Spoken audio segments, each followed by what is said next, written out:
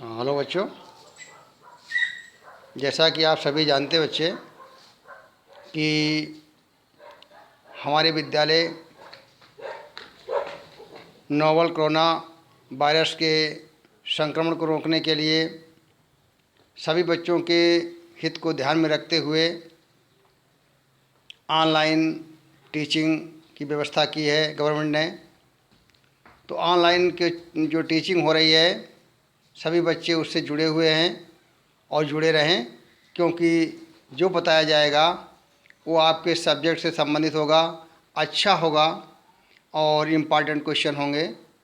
तो आप सभी लोग ऑनलाइन कोचिंग में जुड़ें और उन प्रश्नों को जो आपको पढ़ाया जाए उनको ध्यानपूर्वक पढ़ें। मैं बचन लाल सामाजिक विज्ञान के अध्यापक महाराजा अग्रसेन इंटर कॉलेज तिकोनिया से संबंधित है और मैं 10th क्लास के बच्चों को ये है क्लास ले रहे हैं, जिसमें आज का हमारा शीर्षक है, सब्जेक्ट है भूमंडलीकृत विश्व का बनना। जिसमें ये है भूमंडलीकृत विश्व का बनना। आप सभी जानते हैं कि इतिहास में जो हमारी पुरानी घटनाएं होती हैं उसके बारे में बताया जाता है कि किस प्रकार से विश्व की, चाहे वो अर्थव्यवस्था हो, चाहे वो राजनीतिकरण हो, चाहे वो कोई भी व्यवस्था का उलटना पलटना, इस सारी चीज़ों का ज्ञान कराया जाता है। तो आज हम ये बताएंगे कि भूमंडलीकृत विश्व का बनना। जैसा कि आप सभी जानते हैं बच्चे कि विश्व में कुछ ऐसी क्रांतियां हुई हैं, उन क्रांतियों ने पूरी विश्व को प्रभावित किया है। ऐसा नहीं कि क्रांति से केवल एक ही देश प्रभावित हो, बल्कि पूरा विश्व प्रभावित होता है। जैसे कि आज हमारे देश में आप जानते हैं कि ऐसी एक महामारी फैली हुई है जिसके प्रभाव से हमारा देश ही नहीं पूरा विश्व प्रभावित है और पूरे विश्व की अर्थव्यवस्था, पूरे विश्व का सामाजिक ढांचा बदल गया है। ऐसे ही प्रथम विश्व युद्ध के समय पूरे विश्व में उसकी अर्थव्यवस्था पूरे विश्व की एकदम बदल गई थी। उसमें से वो अर्थव्यवस्था बदलने से क्या हुआ कि इसको पूरे विश्व पर इसका प्रभाव पड़ा। अर्थव्यवस्था पूरे विश्व की चरमरा गई और उसने प्रथम विश्व युद्ध ने किस प्रकार से हमारी अर्थव्यवस्था को प्रभावित किया, उससे संबंधित इसमें प्रश्न है कि 18वीं शताब्दी में जब ये प्रथम विश्व युद्ध समाप्त होने के कगार पर था और यह लगभग 1914 से आरंभ हुआ था और 1920 तक लगभग चला। इससे क्या हुआ, पूरे विश्व की जो अर्थव्यवस्था थी वो बिल्कुल बिगड़ गई थी। और कब इसका प्रभाव पड़ा, जब संसार में जब प्रथम विश्व युद्ध समाप्त हुआ उस समय इसका प्रभाव पड़ा। उसमें क्या हुआ कि अब जो अर्थव्यवस्था थी यूरोपियन कंट्री की, जो वहाँ के देश थे यूरोप के, जैसे कि Britain, Germany, Japan, France, Italy, की सारी अर्थव्यवस्था चरमरा गई थी। उसमें यहाँ तक कि अब वो सोचने लगे थे कि हम क्या करें और पूरे विश्व को कैसे हम ये अर्थव्यवस्था को संभालें। उन्होंने अफ्रीका, अमेरिका में जो है प्रथम विश्व युद्ध में शामिल तो नहीं हुआ था, क्योंकि उसकी अर्थव्यवस्था जो यूरोपियन कंट्री से अच्छी थी। उसमें क्या हुआ, चाहे वो शामिल हों या न हो शामिल, लेकिन विश्व की जो अर्थव्यवस्था होती है प्रभाव तो उस पर पड़ता है। तो अमेरिका से इन्होंने क्या किया, यूरोपियन कंट्री ने उधार में जो पैसा लिए और पैसा लेने के बाद में अपनी अर्थव्यवस्था को संभाला, परंतु वो संभालने के बाद में अमेरिका की जो अर्थव्यवस्था भी थोड़ी प्रभावित हुई। इन्होंने क्या किया, कुछ लोगों ने अफ्रीका जैसे कंट्री, उस समय उपनिवेश का बहुत बोलबाला था। जितने भी ये कंट्री थे यूरोपियन कंट्री, ये इसका उपनिवेश था विदेशों में, जैसे एशिया महाद्वीप में, अफ्रीका महाद्वीप में। और वहाँ जा कर के क्या करते थे, अपना उपनिवेश बनाते थे और उपनिवेश बना करके वहाँ पर अपने उद्योग धंधे चलाते थे, अपनी अर्थव्यवस्था को मजबूत बनाते थे। तो इस प्रकार से यूरोपियन कंट्रियों की जो अर्थव्यवस्था बिगड़ी, उस अर्थव्यवस्था बिगड़ने से अफ्रीका और एशिया महाद्वीप की अर्थव्यवस्था भी बिगड़ गई। तो उसी से संबंधित हमारे कुछ इसमें बहुविकल्पी क्वेश्चन है बच्चों। उन प्रश्नों को आप ध्यान से पढ़ें और मैं बता रहा हूँ, जैसे कि इसमें कुछ क्वेश्चन हैं। हम अपना फोटो इधर हटा रहे हैं ध्यान करके। तो जैसा कि मानव अधिकार दिवस किस दिन मनाया जाता है? आप बच्चे समझ गए हैं मानव अधिकार दिवस किस दिन मनाया जाता है।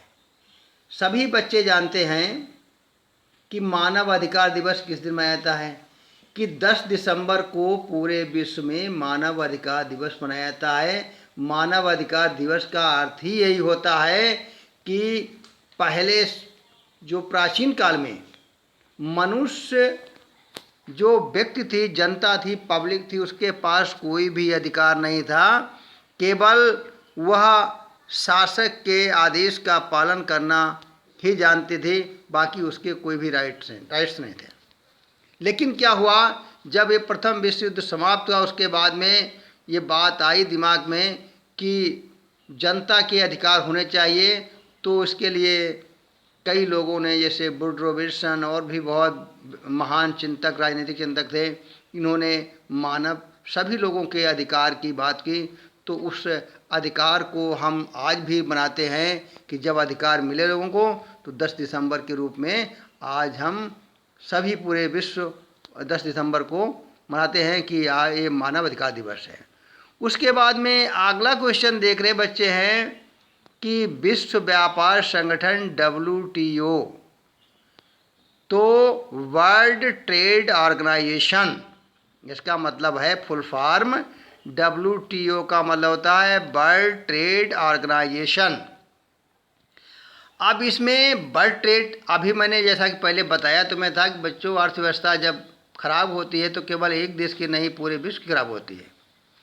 तो जिसमें क्या है, वर्ल्ड ट्रेड ऑर्गेनाइजेशन, पहले लोग शुरू में अपने अपने छोटे छोटे धंधे करते थे, अपने घर में, अपने कुटीर उद्योगों का, जैसे नहीं छोटे छोटे, वो बच्चे हर जगह सब अपना अपने कुटीर उद्योगों का चलाते थे और कुटीर उद्योगों को चला करके अपना भरण पोषण करते थे। आवश्यकताएं बढ़ती गईं, जैसे जैसे आवश्यकताएं बढ़ती गईं वैसे लोगों को एक दूसरे की आवश्यकता भी बढ़ती गई। तो ऐसे धीरे धीरे क्या किया, लोग पूरे विश्व में जो है का एक लिंक बन गया, जुड़ गए और उन्होंने मिल करके एक अपना वर्ल्ड ट्रेड ऑर्गेनाइजेशन, विश्व व्यापार संगठन का स्थापना की। और वो स्थापना कब बच्चों की गई, जैसा कि हम इसमें हमने दिया है, लिखा है कि 1995 ईस्वी में क्या हुआ, वर्ल्ड ट्रेड ऑर्गेनाइजेशन की स्थापना की। अच्छा बच्चों, अब आप देख रहे हैं कि 1785 ईस्वी में सूत काटने वाली नई मशीन का आविष्कार किसने किया? अब सभी बच्चे जानते हैं कि जैसे जैसे उद्योग धंधों का विकास होता गया, वैसे वैसे धीरे धीरे धीरे धीरे लोगों ने नए नए आविष्कार करने आरंभ कर दिए। अब उसमें क्या है कि सूती वस्त्र उद्योग, जो बड़े बड़े कारखाने होते हैं, जैसे उसमें मशीनें होती हैं, उन मशीनों के माध्यम से ही सारा कार्य होता है। अब सूती वस्त्र उद्योग का जो आविष्कार किया गया मशीन, सूत काटने वाली मशीन थी, जो सूत काट करके और कपड़े बनाती थी, बनाने का। तो उसमें से एक बहुत बड़े वैज्ञानिक थे कि उनका नाम था हारग्रीव्स। इन्होंने क्या किया, सूत काटने वाली मशीन का आविष्कार किया। अब बच्चों इसमें भी और भी क्वेश्चन ऐसे हैं जिससे ये प्रभाव पड़ता है कि हमारे यहाँ जो अर्थव्यवस्था को प्रभावित करने से, जैसे कि कुछ ऐसी संक्रामक बीमारियां हैं वो भी प्रभावित करती हैं। जैसे कि पहले समय में ज़्यादातर क्या है, संक्रामक बीमारियों में सबसे फेमस जो डिसीज था वो चेचक वगैरह ज़्यादा प्रभावित करती थी। उसमें क्या है, उस चेचक जैसी बीमारी, उसको क्या किया कि संक्रामक बीमारी जो यूरोपीय लोगों के साथ अमेरिका पहुंची, यूरोपीय लोगों के साथ अमेरिका पहुंची। अब उसमें कौन सा है, चेचक। तो ये बच्चों जानते हो कि जो जितनी भी बीमारी हैं, चाहे वो रोग पशुओं का रोग हो, चाहे मानव रोग हो, चाहे हमारे बीज को प्रभावित करने वाले रोग हों, ये रोग एक देश से दूसरे देश में पहुंचते हैं। और इसके जैसे कि अब ये महामारी चल रही है, इसमें आप देख रहे हैं कि नोवल कोरोना वायरस ऐसी एक महामारी है, इसका भी वायरस विदेशों से आया है और यह इसने क्या किया, पूरे विश्व को प्रभावित कर दिया है।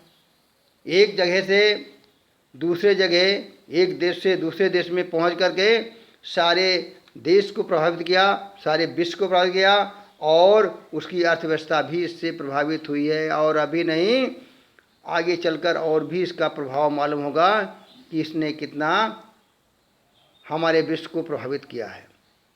तो चेचक जैसी बीमारी जो अमेरिका में पहुंची है, ये यूरोपीय लोगों के माध्यम से पहले है। अब आप ये जानते होंगे कि ये जो है अमेरिका भी पहले यूरोप का क्या था, एक उपनिवेश था। क्योंकि सबसे पहले यहाँ पर यूरोपीय लोगों ने जा कर के अपनी बस्तियाँ बनाई और वहाँ पर अपना एक उपनिवेश बना लिया। उसके बाद में ये आज़ाद हुआ, आज़ाद होने के बाद में अपना स्वतंत्र राष्ट्र कहलाया। इसके साथ में बच्चों ये है कि हमने इनके अलावा भी बहुत सारे क्वेश्चन और भी दिए हैं, लेकिन हम और तुम्हें थोड़ा क्वेश्चन बताएंगे। इसमें से लघु उत्तरी और अति लघु उत्तरी प्रश्न हैं। तो बच्चों क्या है,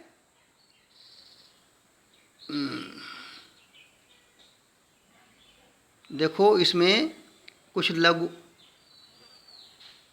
उत्तरी और अति लघु उत्तरी प्रश्न दिए हुए हैं। देखो ये बच्चों दिए हैं थोड़े हमारे, ये लघु उत्तरी प्रश्न हैं और अति लघु उत्तरी प्रश्न जरा ध्यान से देखें। हाँ, इनमें से लिखा है कि कुछ संगठन होते हैं पूरे विश्व के, उनमें से क्या है, किस युद्ध जो हमारा है प्रथम विश्व युद्ध किन गुटों देशों के मध्य लड़ा गया। अब प्रथम विश्व युद्ध हुआ है, उसमें कौन कौन गुट थे।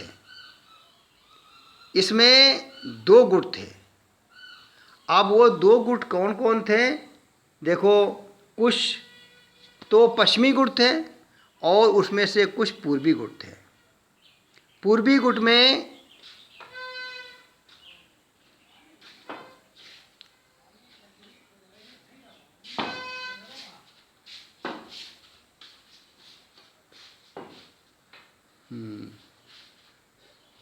तो इसमें है ये हमारे प्रथम विश्व युद्ध में, और उसके बाद में कुछ ऐसे क्वेश्चन दिए हैं जैसे जो संगठन बनाए गए हैं, जैसे G77 की स्थापना का उद्देश्य क्या था।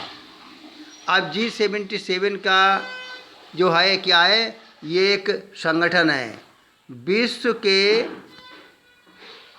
विकासशील देशों को 50 और 60 के दशक में पश्चिमी अर्थव्यवस्था के विकास में कोई सहायता नहीं मिली। इन विकासशील देशों ने अपने विकास हेतु G77 नामक संगठन का गठन किया। तो ऐसा है, जो हमारे विकासशील देश है, विकासशील देश, जब मान लीजिए थे अर्थव्यवस्था में क्या होता है, कोई भी अर्थव्यवस्था है उसके संगठन अपनी अर्थव्यवस्था को मजबूत बनाने के लिए क्या करते हैं कि एक दूसरे से संबंध बना करके अपनी अर्थव्यवस्था को मजबूत बनाते हैं। जब देखा विकसित देशों ने के सहायता नहीं मिल पा रही है, तो उन्होंने विकासशील देशों से विकासशील देशों ने अपना एक संगठन बनाया, और वो संगठन था G77। G77 का जो संगठन था उसमें क्या है, अपनी अर्थव्यवस्था को मजबूत बनाने के लिए उन्होंने आपस में मिल करके एक दूसरे की आवश्यकताओं को पूरा किया और अपना जो है अपनी अर्थव्यवस्था को मजबूत बनाया।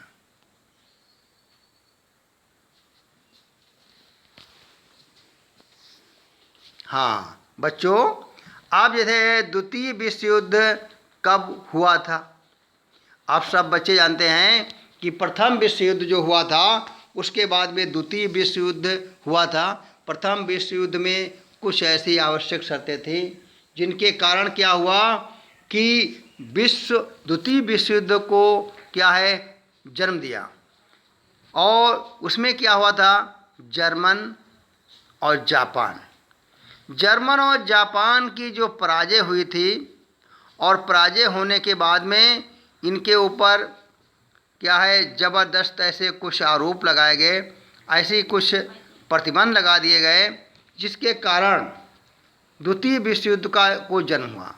द्वितीय विश्व युद्ध 1939 में आरंभ हुआ और 1945 में ये समाप्त हो गया था, क्योंकि जब हिरोशिमा और नागासाकी में परमाणु बम गिराया गया था, उसके बाद में काफ़ी इनकी जर्मन और जापान की अर्थव्यवस्था चरमरा गई थी और वहाँ पर बहुत धन और जन को नुकसान हुआ था। उसके बाद में ये जो है द्वितीय विश्व युद्ध वहाँ पर से समाप्त हो गया। अब उसके बाद में बच्चों इसमें हमारे कुछ लघु उत्तरीय प्रश्न भी है। लघु उत्तरीय प्रश्नों को ठीक से देख लें और इनको पढ़ते भी जाएं बच्चों।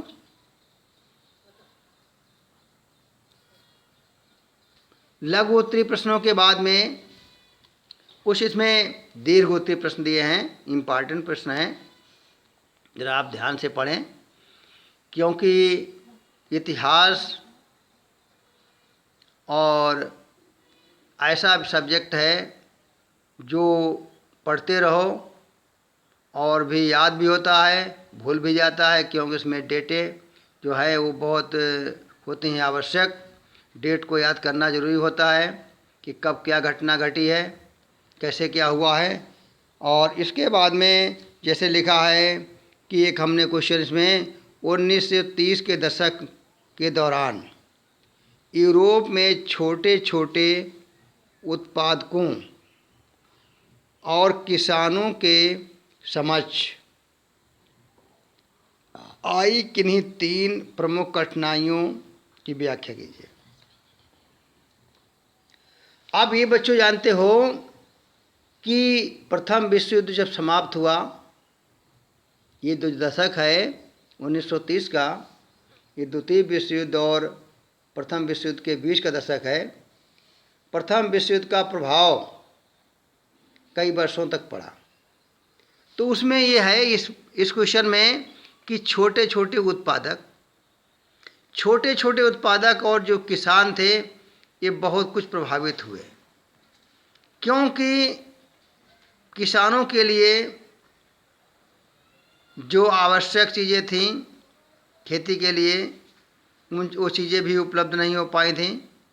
साथ में ये था कि कैसे इसमें क्या करें कि अपनी अर्थव्यवस्था को कैसे संभालें। अब उसमें क्या किया इन्होंने कि कुछ चीज़ें आयात और निर्यात की जाती थीं। हम कहाँ से आयात करें, किस चीज़ का निर्यात करें। जब युद्ध होता है तो उसमें क्या होता है, फसलें भी नष्ट होती हैं और आयात निर्यात प्रभावित होता है, क्योंकि उत्पादन हो ही नहीं पाता है। और इसमें छोटे जो उत्पादक होते हैं, किसान हैं, छोटे छोटे बिजनेसमैन हैं, ये ज़्यादा प्रभावित होते हैं, क्योंकि इनके पास ऐसा होता है कि कम उत्पादन करते हैं, अपना जो उत्पादन किया उसको पूरा करने के लिए मार्केट भेज दिया। और उसके बाद में किसान तो हर क्या है फसल पर डिपेंड रहते हैं, लेकिन अर्थव्यवस्था इन्हीं पर निर्भर भी होती है कि क्या अर्थव्यवस्था को कैसे चलाया जाए। तो 1930 के दशक में उत्पादन, व्यापार, रोजगार और जो है भयानक गिरावट दर्ज की गई। अधिकांश छोटे व्यापारी इस मंदी के कगार पर आ गए कि उनकी अर्थव्यवस्था बिल्कुल ध्वस्त हो गई। इस प्रकार से बच्चों ये मैंने क्वेश्चन इसमें से दिए हैं, इनको देख लीजिए और कोई भी प्रश्न ऐसा हो जो आपको कठिन लगे वो हमसे पूछ लें और हमसे जुड़े रहें और प्रश्न भी इनको ध्यान से पढ़ें। कोई कठिनाई हो तो बताएं।